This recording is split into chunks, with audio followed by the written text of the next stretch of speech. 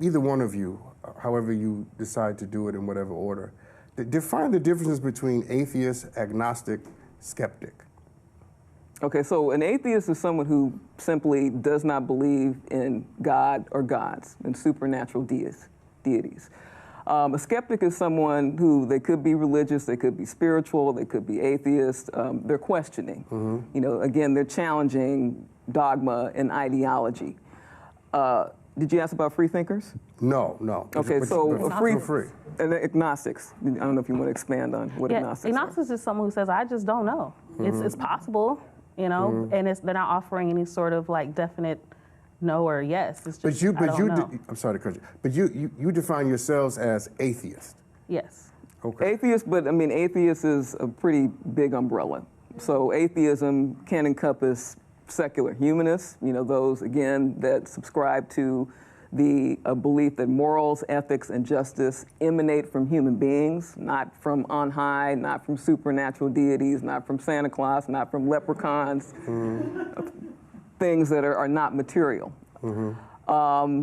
We also consider ourselves to be skeptics, again, because we're questioning and we're challenging dogma. So are you a kind of materialist? Scientific materialist, yes. That's interesting. I guess, so can I push it a little bit? Well, I ain't never heard of scientific materialist, so don't. That's a new one. That's new for you. I guess I have, you know, I've been around people my whole academic career who had alternative beliefs, systems, and values, and some who were atheists. And one of the things that always fascinates me about atheism particularly is the certainty. And the certainty philosophically bothers me because it's... There's not necessarily certainty. So again, when I talk about a big umbrella, some atheists who simply don't believe in, again, supernatural beings say, getting back to Chavonne's earlier point, we cannot prove this definitively. We cannot say definitively that there are not these supernatural the phrase is, things. I don't know? We don't know. We don't subscribe to, again, these supernatural deities as being controlling forces when it comes to determining morals, ethics, values, and justice. Yeah, I think that to be an agnostic to me makes more sense to me than to be a strict atheist, because to be a strict atheist, to me anyway, is, as some might say, as nonsensical as being a Christian. No, let's clarify. We're saying belief. So let's clarify. So an atheist just lacks the belief. Right. That's it. When you try to subscribe and attach other, you know, ideologies to it, then you're taking it away from what it actually is, atheist, a lack of belief without but the belief lacks of the God. belief for a reason, though, right? Because they don't. There's no evidence. I don't see evidence. When I see evidence, then I might change that belief. But until that evidence presents itself in a way that Is that atheism? Yeah, where's the evidence? I don't have the belief. And so if I told you there's a purple unicorn living in your heart right now, you'd say, well, where's the evidence? You wouldn't just take for just the fact that I said it, that it's there.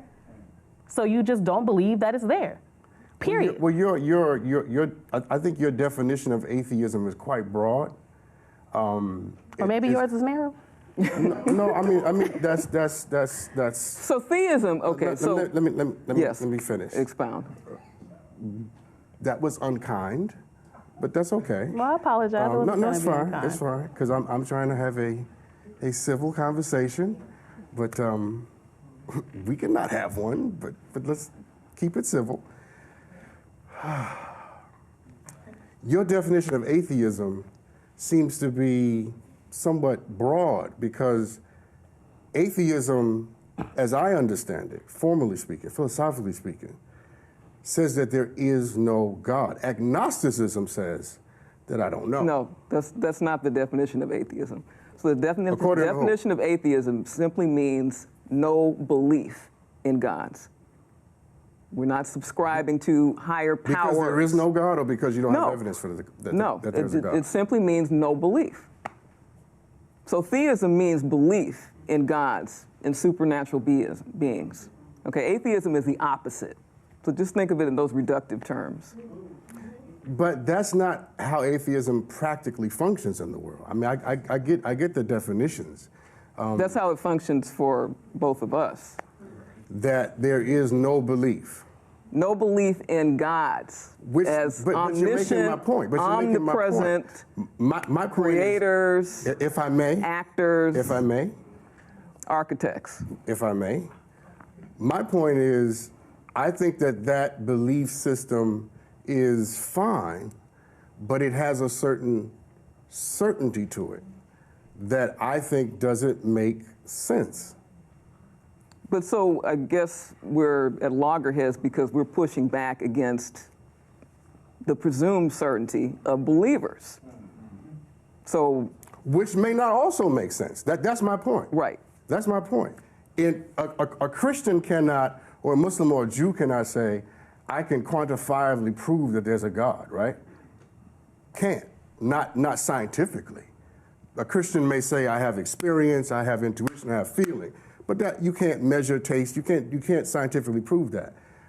I'm asking whether or not atheism falls into the same problem, because it has a certain level of what you call non-belief, but it doesn't know. It does not have special knowledge into the nature of the universe or into the nature of existence. No more special knowledge than as you would say Christians have. Okay, but again, I think there's this false dichotomy being proposed. What we're simply saying is that there's no evidence, there's no empirical standard by which you can actually prove a negative, okay? Something that doesn't exist or something that cannot be empirically articulated. That's what we're saying. We're also saying is that we don't believe in that particular architect, agent, actor, intelligent designer, however you might want to frame it, as again being the arbiter of ethics, morals, values, justice, as being omniscient, omnipresent, and omnipotent. Does that make sense? To a certain degree. You said earlier that the black community in Southern LA are saturated with religion and churches. You don't feel as if, and I'm asking both of you, you don't feel as if religion, the black church, has done any good? So I want to say something about that, because I do feel like a lot of times in conversations in atheist communities, black atheist communities, there's this sort of, the church was all great, the church was all bad. And I'm always conscious and cautious because I also see that as being a way to demonize black people. Yes. As a way to demonize our history, to demonize our ancestors. My grandmother was brilliant. She was definitely religious. My grandmother was a riveter in World War II. She just recently passed away. As religious as she was when she had us in church and all those things, she was still a very active person. She was still a very, she was a part of movements. So to me, I'm always conscious and cautious that we don't demonize our communities for being in the church. That's not a part of what I do. I don't even believe in that, because as much as we might have issues with things that occur in churches, or the fact that they don't pay any taxes, yet they take up a lot of commercial space, you know, and I actually learned that from Moral Combat, Sikivu Hutchinson's book. Even with that, there's some other things, there are roles that they did play. As many issues as I had in my church, guess what? It was one of the few safe spaces. I'm from South Central Los Angeles. Grew up there, born in the 80s, raised in the 90s. So I was there in some of the toughest times. That was the safest place for us to be when all those after-school programs got shut down. That was the same era. That was also the only place where we got performing arts and public speaking training, was in those churches. A lot of our movements, abolition movements, civil rights movements, a lot of those were done in church basements. And so a lot of our attachment to that comes from that as well. But just because that thing might have helped us survive might not be the thing that helps us thrive. And I'll be honest with you, that statement I might repeat in another context, because we constantly stay in the survival mode. And so I think sometimes that's what these churches are benefiting from, taking from many of our communities, and some of them are not investing in our communities. They're taking up those spaces and not paying taxes. They're not providing the resources for the community, the job programs, the reentry programs. Some churches are.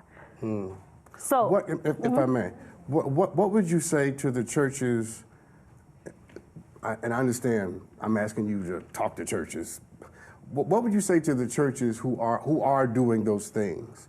What value would you encourage them to continue to have? I mean, constantly giving to the community is important. Also providing those resources, being active in policy changes. We're talking about, also being active in making sure that there's economic investment in those communities, not just taking from the communities. You're not paying the taxes, so it's not going back to the community. So what are you offering the community economically? What policies are you pushing? What are you pushing for to advocate for the people of your congregation, but not only the congregation, but the community of which you sit, regardless of whether or not they go to your church, any other religious institution, or nothing at all?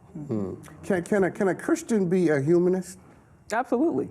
There have been scores of Christians who consider themselves to be humanists, and that they reconcile the adherence to supernaturalism, adherence to religious and spiritual belief, with a belief that things emanate from human beings, justice, morals, ethics, that these two things absolutely interface with each other.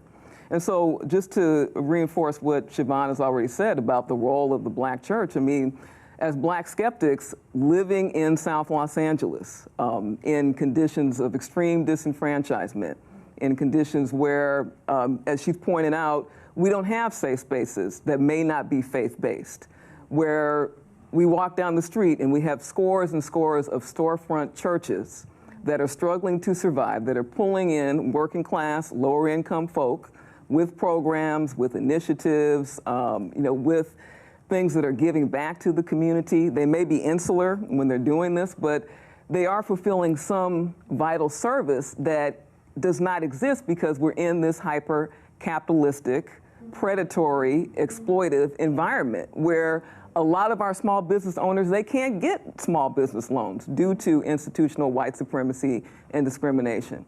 So I think we need to look more holistically about the role that the historic Black church has played, acknowledge, as Chavonne has pointed out before, there is a paradox that exists, that these churches have played a very profound role in providing some avenue for socioeconomic enfranchisement and cultural relevance for African American communities, but they've also been very corrosive, destructive, and insidious when it comes to queer, trans, and gender nonconforming, non-binary African Americans, the HIV/AIDS crisis, preying on Black women and girls in the pulpit and in the pews. And we know historically African American women have been the cliched backbone of the Black church. So these are some of the issues that we as Black skeptics, as Black atheists and freethinkers have really challenged in our movement, while also looking at the degree to which there are these white supremacist, very reductive notions about Black religiosity, particularly in the atheist, humanist, white-dominated movement. No, what's interesting about that, that's a little clappy, so y'all should clap for some of that. Because, the irony of it is, I'm a spiritual person, I'm a religious person, so we have that not in common. But what we do have in common is the withering critique that you have about religion and about the Black church particularly. We have that in common, because I think much of what you just said is a lot of my angst as it relates to religion and to the church. The Black church particularly, has been awful as it relates to LGBTQ issues, women, everything you just said. Is enough to drive somebody to being a damn atheist if you're not one. Because and I'm not trying to be flippant. I'm trying to emphasize the fact that and I'm trying to model that you can be a part of a tradition, right, and have serious skeptical assessments of it. Right. To have a withering critique of it. And I think most people watching the show have this either one thing or you're another kind of view of this conversation. And in my own personal life, that's not the case. Because in as much as I grew up in the church, and I have a love for the church, I understand what the Black church, the Black mosque, and the Black synagogue, I understand the deep inadequacies that have come along with that. Right. Let me ask you a question. And again, this is for you, because I've read this in one of your articles or your books. You use the term Christian fascism And I think it relates to what you just said. Could you expand on it? So that's a term that I trot out, particularly as it pertains to the white Christian evangelical fundamentalist movement and the way that that movement has totally hijacked women's rights, access to contraception, access to abortion, access to health screening, with all of these extremely pernicious laws that have been passed in state legislature after state legislature, particularly in the Midwest and in the Deep South. And as you know, I mean, we are in a white knuckle battle with them, with these Christian fascists, to ensure that particularly working class women of color have equitable access to reproductive health and reproductive justice.